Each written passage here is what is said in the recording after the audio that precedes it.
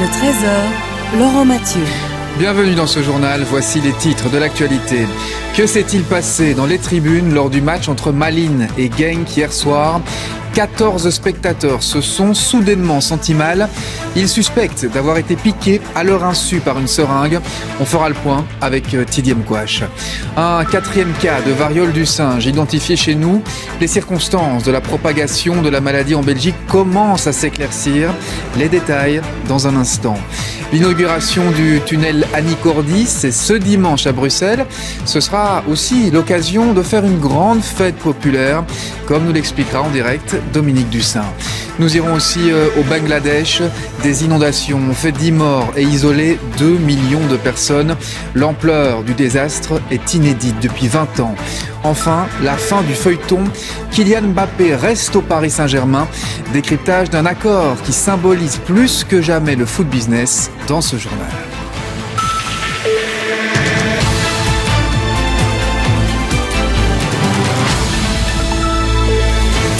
Voilà pour les titres. Bonjour à tous. Ce sont donc des faits assez étonnants qui se sont déroulés en marge d'un match de football entre Malines et Genk. C'était hier soir. 14 spectateurs se sont soudainement sentis mal. Bonjour Tidy Mkwash. Expliquez-nous ce qui s'est passé. Eh bien Laurent, tout s'est déroulé dans le COP des supporters du club de Malines, derrière les filets de leur gardien de but lors de la deuxième mi-temps. 14 supporters ont été pris de malaise. Certains se sont même évanouis après avoir ressenti une piqûre. 6 d'entre eux ont tout de suite été pris en charge au poste médical du stade. Les 8 autres ont été emmenés à l'hôpital. Ils sont tous rentrés chez eux. Alors aujourd'hui, la police locale prend cette affaire très au sérieux, car piqûre, il y a eu sur les 14 victimes des hommes et des femmes. Les premières analyses sanguines se sont révélées négatives, mais d'autres analyses médicales plus poussées sont encore en cours. La police locale devrait encore aujourd'hui recueillir la déposition, les déclarations de quelques victimes d'hier pour comprendre ce qui s'est passé. L'enquête se poursuit. Écoutez Daniel Dumoulin, commissaire de la zone de police Malines-Willebroek. À ce moment même, les rechercheurs sont en train de regarder les images du stade de football ici de Malines. Et à ce moment-là, ils peuvent déjà voir quelque chose ou pas. Mais certainement après avoir eu les interviews des personnes concernées et peut-être des témoins, on pourra avoir des faits plus concrets et peut-être on pourra, avec les images et les données qu'on recevra des victimes, trouver une personne qui pourra avoir fait les faits. Interview signée Tidy Mkwash. Merci beaucoup Tidy M. Au niveau sanitaire, un quatrième cas de variole du singe a été identifié chez nous et on y voit à présent un peu plus clair sur la manière dont cette variole du singe s'est propagée en Belgique. Les explications d'Antoine Dave, Karima Saidi et Sylvia Falcinelli. Ce sont ces boutons assez caractéristiques qui ont alerté les 4 hommes diagnostiqués jusqu'à présent en Belgique. Tous les 4 semblent avoir été contaminés lors du même festival gay à Anvers, Darklands. Un événement qui a favorisé des contacts physiques rapprochés. Or, c'est bien un mode de transmission privilégié par le virus. La transmission de cette maladie, elle se fait par contact rapproché. Il faut un contact presque physique entre une personne qui a cette éruption où les boutons contiennent énormément de virus et la personne contact. Et donc typiquement, ça peut se produire durant un acte sexuel, ça peut se produire aussi dans d'autres circonstances. Donc ce n'est pas une maladie qui est purement sexuellement transmissible. D'ailleurs, c'était un mode de transmission qui n'était pas décrit par le passé, même s'il était suspecté. Et donc tout contact rapproché aujourd'hui, physique, peut exposer à une transmission. Des cas de cette variole dite du singe ont été signalés dans 9 pays européens, ainsi qu'au Canada, en Australie et aux États-Unis, sans lien systématique avec des voyages, et c'est bien ce qui étonne aujourd'hui l'Organisation mondiale de la santé. Le virus est habituellement connu pour être endémique en Afrique de l'Ouest. Le virus de la variole du singe est un virus que nous connaissons assez bien. Et habituellement, il s'auto-limite. Il se transmet lentement et difficilement. La question ici est de clarifier pourquoi on voit tant de cas arriver maintenant en Europe, sans lien avec des voyages, avec une transmission entre humains, mais j'insiste, ce n'est pas comme le Covid-19. Les symptômes comme la fièvre ou les douleurs musculaires ressemblent à un état grippal avec éventuellement des éruptions cutanées. Ces symptômes apparaissent habituellement dans les 3 semaines après l'exposition. La maladie se guérit habituellement d'elle-même. C'est un événement important, symbolique aussi, qui a lieu à Bruxelles ce dimanche. L'inauguration du tunnel Annie Cordy, l'occasion d'une grande fête populaire aussi. Dominique Dussin, vous êtes sur place, on le voit à l'entrée du tunnel. À quoi faut-il s'attendre exactement ? Eh bien d'abord, il y a une possibilité de se promener dans ce tout nouveau tunnel Annie Cordy, qui était le tunnel Léopold II, jusqu'à midi, et donc de pouvoir parcourir les 4 kilomètres à pied pour pouvoir notamment admirer les fresques en l'honneur des femmes qui décorent ce tunnel. Et ce sera possible toute l'après-midi et en lien avec une association qui lutte contre le cancer du sein. Alors ça, c'est pour la partie tunnel, un tunnel qui a été inauguré vers midi et demi par de nombreux amis d'Annie Cordy. Et puis il y a le côté fête, spectacle qui aura lieu à 15h, toujours au pied de la basilique, au-dessus du tunnel Annie Cordy. Et là, ce sont beaucoup d'amis chanteurs et acteurs d'Annie Cordy qui seront présents et qui feront le spectacle. On parle de Dave, de Salvatore Adamo, de Frédéric François, d'Hervé Villard, bref, de beaucoup d'amis d'Annie Cordy. Présent également ce matin Michel Blanc, l'acteur. Alors j'en ai profité pour lui demander pourquoi il était important pour lui d'être là aujourd'hui à Bruxelles pour l'inauguration de ce tunnel. Annie Cordy fait partie de la vie de tous les Français depuis très longtemps. Et moi, j'ai grandi avec Annie Cordy à la radio et à la télé. Donc c'était pour nous, elle était française, elle était belge, mais elle était française. C'était voilà. Et puis après, j'ai eu le privilège de tourner 2 films avec elle. Dans les 2 films, elle jouait ma mère, et je l'ai vue sous un autre jour, parce que c'était quelqu'un d'extrêmement, en plus du talent, d'extrêmement courageux. Elle avait une volonté, une force absolument inouïe. Michel Blanc au micro de Dominique Dussin. Merci beaucoup Dominique. L'actualité internationale et les rayons de lait pour bébé, de lait en poudre pour bébé qui se remplissent lentement aux États-Unis. Le pays doit en effet faire face à une pénurie importante depuis plusieurs jours maintenant. Les autorités ont donc tout fait pour augmenter les importations et la production sur le sol américain. Direction le Bangladesh à présent.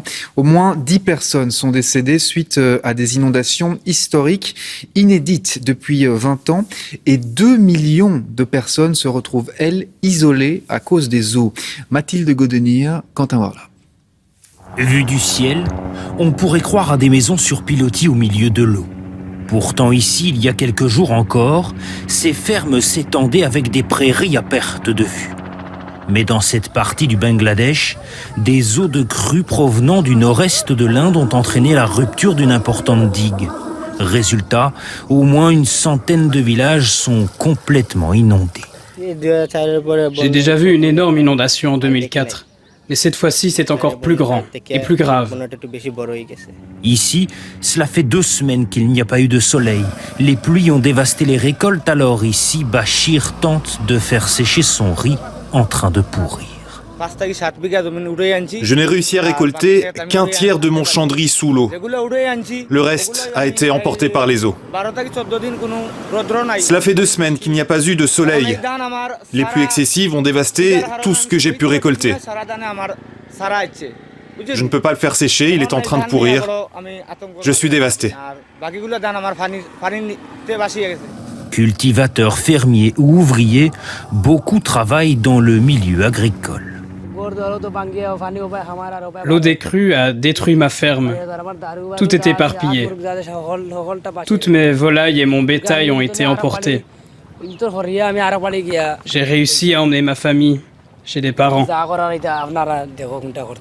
Pas de soleil, inondé et sans électricité, dans cette partie du pays, c'est le royaume de la débrouille. Nous récupérons l'eau de pluie par le toit.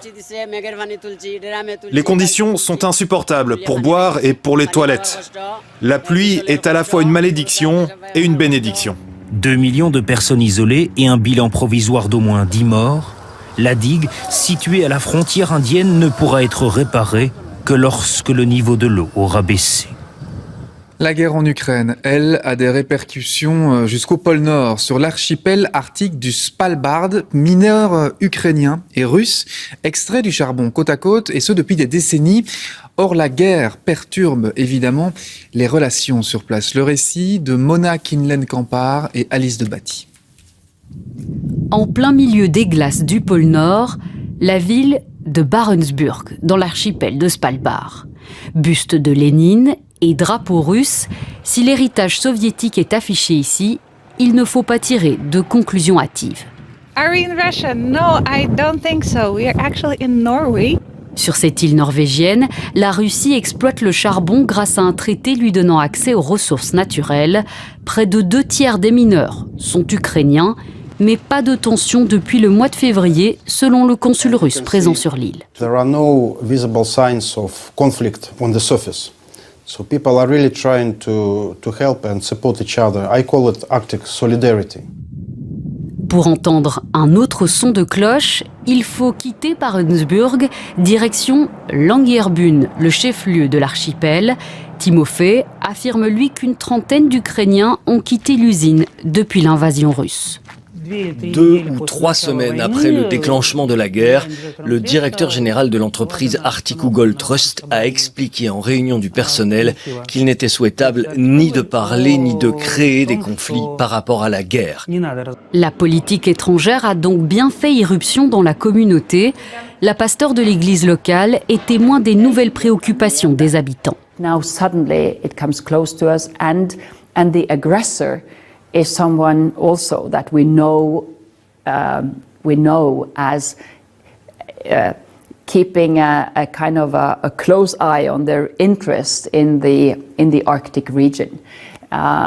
So it is natural that people think, will this affect us in any way? Pour les mineurs russes de Barentsburg, l'impact est déjà très concret. Les sanctions occidentales sur les banques les empêchent d'envoyer de l'argent à leur famille ou d'acheter un billet d'avion pour rentrer en Russie. À suivre dans ce journal, comme chaque dimanche, notre séquence Un œil en Flandre.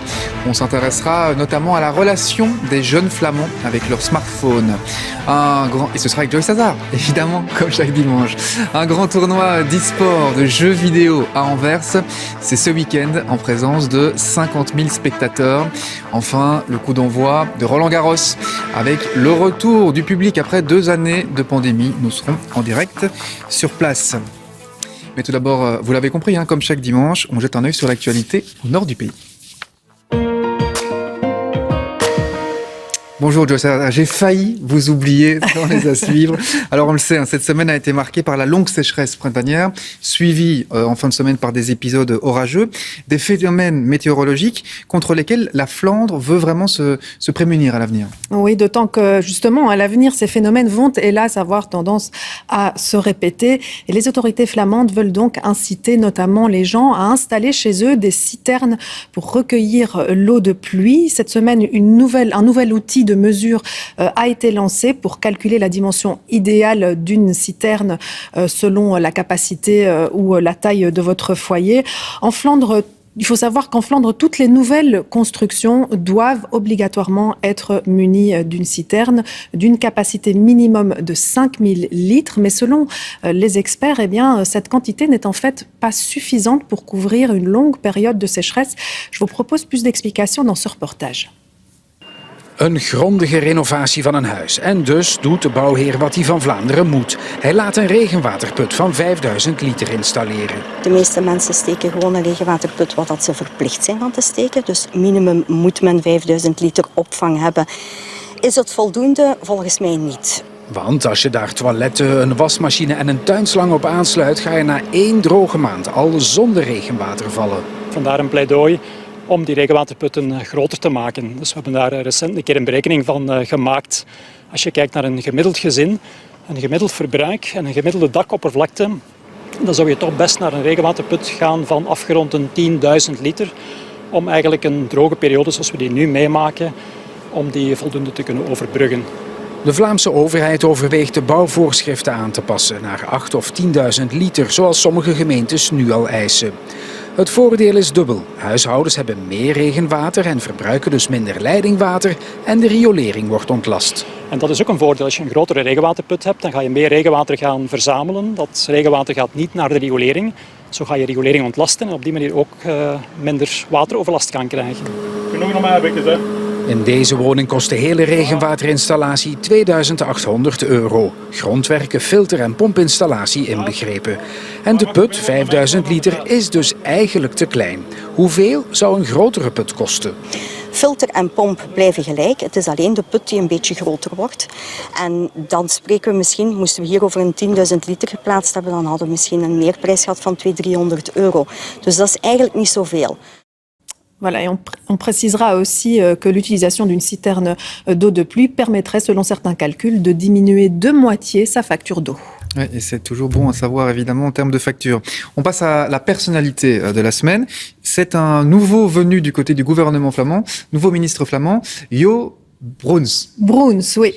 J'ai bien Jo Bruins, tout à fait. Alors, suite à la démission du ministre flamand de la Santé, Wouter Bee, que je vous en ai parlé la semaine dernière, le CDNV devait lui trouver un remplaçant et c'est Hilde Krevits qui a été choisie. Hilde Krevits, qui jusqu'ici était ministre flamande de l'économie, de l'emploi et de l'agriculture. Des fonctions qui ont donc à leur tour été attribuées à Jo Bruins. Alors, ce Limbourgeois de 47 ans est en fait relativement peu connu du grand public. Il avait jusqu'ici travaillé dans différents cabinets ministériels. Il était aussi depuis 10 ans bourgmestre de Kinrooi, une petite commune rurale qui se situe à la frontière néerlandaise. En 2019, il avait aussi été élu député flamand, mais Jo Bruins fait donc désormais le saut vers le gouvernement de Jan Jan Bon, où l'attendent notamment certains dossiers épineux, dont celui de la réduction des émissions d'azote. De nombreuses exploitations agricoles sont en effet menacées par l'actuel accord du gouvernement flamand. Jo Bruins va donc devoir tenter de limiter la casse dans un secteur qui, on le sait, a un soutien traditionnel au CDNV, un parti qui par ailleurs traverse une crise profonde. Bref, vous l'aurez compris, Jo Bruins, la mission de Jo Bruins sera loin d'être évidente au sein du gouvernement flamand. Il a du pain sur la planche, en effet. On passe à votre actualité tape à l'œil. Elle est consacrée cette semaine à une enquête sur la puberté numérique. Oui, la puberté numérique, c'est en fait le moment où un jeune fait son entrée dans le monde en ligne. Et ce moment, eh bien, il a lieu de plus en plus tôt, puisque selon cette enquête qui a été menée au nord du pays, eh bien, les enfants obtiennent en moyenne leur premier smartphone à l'âge de 8 ans et 4 mois. Ils sont donc très nombreux aussi à être présents dès cet âge-là sur les réseaux sociaux, alors qu'ils ne sont généralement pas suffisamment encadrés. Et ça peut évidemment avoir certaines conséquences, comme on va le voir dans ce reportage. Ik heb geen smartphone en ik ben de enige van mijn klas. We zijn ook met 21 en ik voel me eenzaam en een beetje buitengesloten. Een groot deel van de leefwereld van kinderen tussen 9 en 12 jaar speelt zich inderdaad af op de smartphone. Maar wat doen ze eigenlijk precies? Weinig volwassenen weten het. Volgens de onderzoekers spelen de jongsten nog veel spelletjes, maar... We zien ook wel dat die sociale media populair zijn bij jongere kinderen. En dan hebben we het vooral over bijvoorbeeld TikTok. Snapchat en TikTok zijn veruit de populairste apps. Kinderen gaan er zelf ook creatief mee aan de slag. Op TikTok maak ik ook wel video's. En ja, dan kijk ik ook video's zelf. Ik chat vaak op Snapchat en ik scroll vaak op TikTok. Je kunt daar filmpjes op maken, je kunt daar op scrollen als je dat wilt. Maar ja, wat er daar allemaal in de reactie en zo wordt geschreven, dat is dan wel jammer. Want dat blijkt wel uit het onderzoek. Veel kinderen worden regelmatig geconfronteerd met inhoud die minder leuk is, zoals cyberpesten of schokkende beelden. Ook al is dit dus de leefwereld van kinderen, toch wordt daar op school nauwelijks iets mee gedaan. Dus we zien al het 3e, 4e leerjaar dat er al wel cyberpestproblemen zijn. En dat het ook erger worden, de problemen. Dus niet alleen, vroeger was het gewoon wat heen en weer schelden, maar dat het nu echt met foto's is en dat echt wel grote proporties soms aanneemt. En kinderen weten niet altijd hoe daarmee om te gaan. Soms zwijgen, soms praten, vriendinnetjes. Communiceren met de ouders of met de leerkrachten is nog veel te weinig, maar ik denk dat we dat debat nog moeten voeren in de scholen. Joyce, on termine avec votre coup de cœur. Cette semaine, c'est une action qui est lancée pour aider les personnes atteintes d'un handicap à trouver un emploi. Oui, il faut savoir que moins de la moitié des Flamands atteints d'un handicap ou qui souffrent d'une maladie persistante ont actuellement un emploi, alors que pour l'ensemble de la population, 3/4 des Flamands travaillent. Et pour tenter de remédier à cette situation, un groupe d'entrepreneurs appelle les entreprises à ouvrir leurs portes aux personnes atteintes d'un handicap. L'action a été lancée à l'occasion d'un grand salon qui s'est tenu cette semaine à Gand et où la VRT est allée faire un tour. We zijn op de Reva-beurs in Gent. Rolstoelen, aangepaste bedden en technologie. Hier kun je zowat alles bezichtigen wat helpt bij revalidatie en integratie. Ook arbeid vinden en houden is een middel om erbij te horen. Maar nog niet de helft heeft werk. Mijn werkgever kon mij geen aanpaswerk geven. Ja, en daardoor zijn nu zonder de ben op zich wel op zoek naar iets dat in mijn mogelijkheden ligt. Vandaar de oproep aan en van ondernemers. 1 uit 1000 heet de actie. 1 uit 1000 slaat op het feit dat wij 1000 nieuwe ondernemingen willen zoeken elk jaar gedurende de looptijd van de actie die personen met beperkingen of met een gezondheidsprobleem een kans geven. Maar zeker commerciële privébedrijven weten niet dat er subsidies zijn om rendementsverlies op te vangen. Of ze beseffen niet dat een handicap net zo goed bijzondere troeven kan opleveren. Heel veel slechtzienden en blinden beschikken over een zeer goed geheugen. Dus ik kende mijn dossiers van buiten en ik had een overzicht over alle lopende klantendossiers. En ja, dat vonden zij wel heel handig. En de wetgeving zorgt er nog te veel voor dat mensen zich vastklampen aan een uitkering en sociale voordelen. Als je start met werken, bijvoorbeeld de uitkering van de FOD, die gaat heel snel weg. Stel, het lukt niet dat je wilt terugkeren naar de uitkering, moet je opnieuw de papiermolen door. En je uitkering zal lager zijn, want je hebt bewezen dat je kunt werken. Bon, motiverend is dat niet. Et voilà qui referme cet œil en Flandre. Merci beaucoup, Joyce Hazard, d'être venue ce midi en plateau, comme chaque dimanche d'ailleurs. Autre salle, autre ambiance. On connaît désormais les 12 finalistes du concours Reine-Elisabeth consacré cette année au violoncelle. Et parmi ceux-ci, une Belge, Stéphanie Wang. Elle est originaire du Hainaut. On lui souhaite évidemment bonne chance pour la finale. Et surtout, on l'écoute jouer.